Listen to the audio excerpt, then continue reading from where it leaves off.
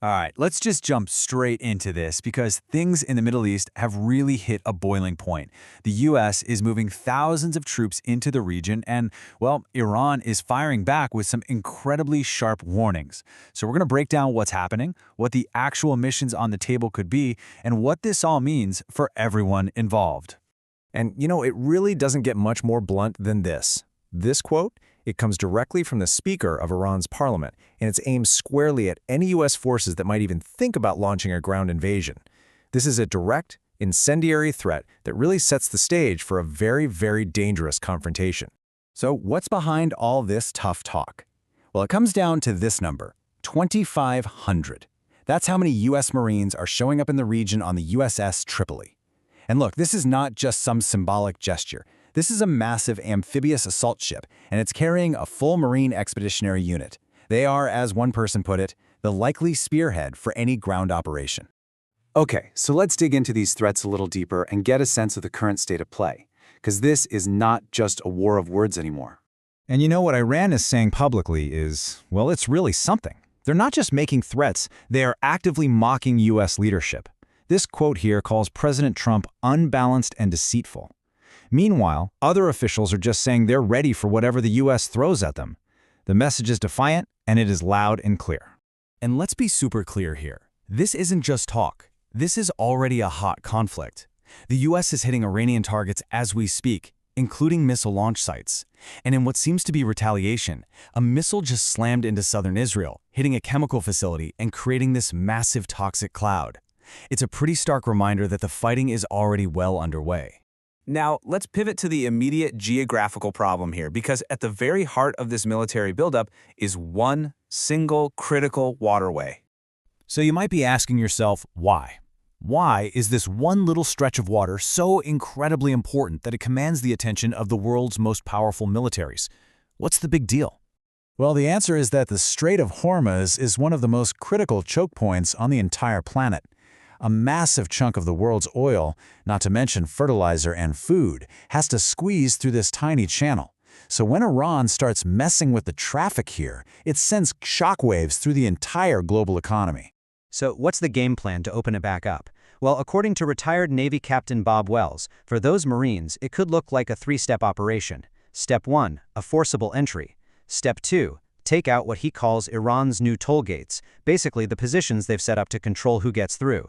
And Step 3, get international transit flowing again. It sounds simple on paper, but in reality, it is incredibly risky stuff. But here's the thing. Reopening the strait? That might just be the beginning.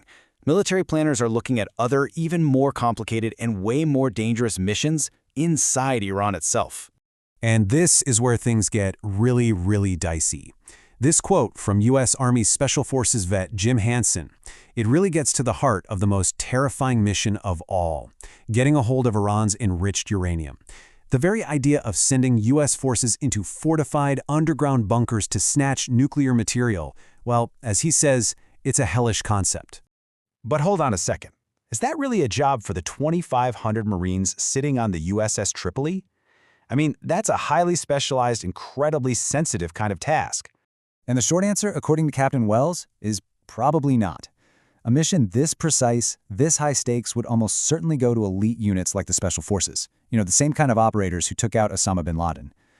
It really just shows you that the U.S. military has different tools for different kinds of problems. So, if not the nuclear sites, what else is on the table for a potential U.S. strike? Well, it looks like there are two other big options being considered.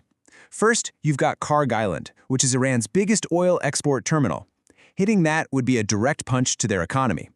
The second option is to go after the Iranian Revolutionary Guard Corps, the IRGC, more broadly, hitting their bases all over the Gulf to try and weaken their overall military power. But taking Karg Island is way easier said than done. See, analysts believe Iran is using what they call a porcupine strategy, and it's pretty much what it sounds like. They've packed the island with so many defenses that a direct assault would be like running headfirst into a porcupine.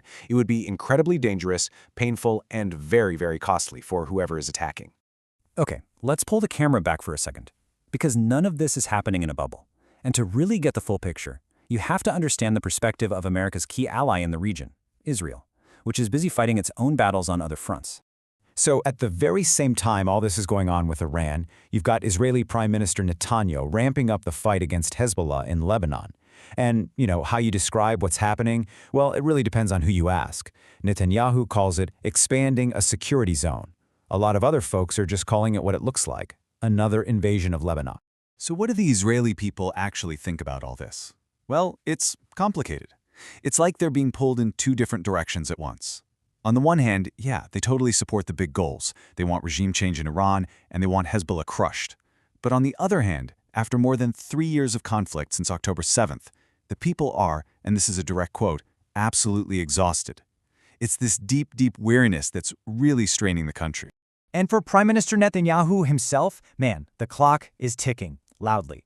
He's trying to manage these wars while facing all this pressure from a tired public, and he's got a hard deadline. He has to call for new elections by October of 2026. That political reality just adds a whole other layer of urgency to every military move he makes. So, where does all this leave us? Captain Bob Wells offers this take on the U.S. operation.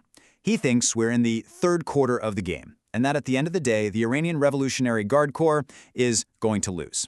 It's a confident prediction from a military guy, for sure, but that game is not over yet. So here's the chessboard, right? You've got military forces all lined up and ready to go. You have a public that is just bone-tired of war. And you have political leaders who are staring down their own election deadlines. So the big question is, with all these pieces moving at once, is there any room left for a diplomatic off-ramp? Or is this entire region just locked on a collision course for an even bigger, more devastating war?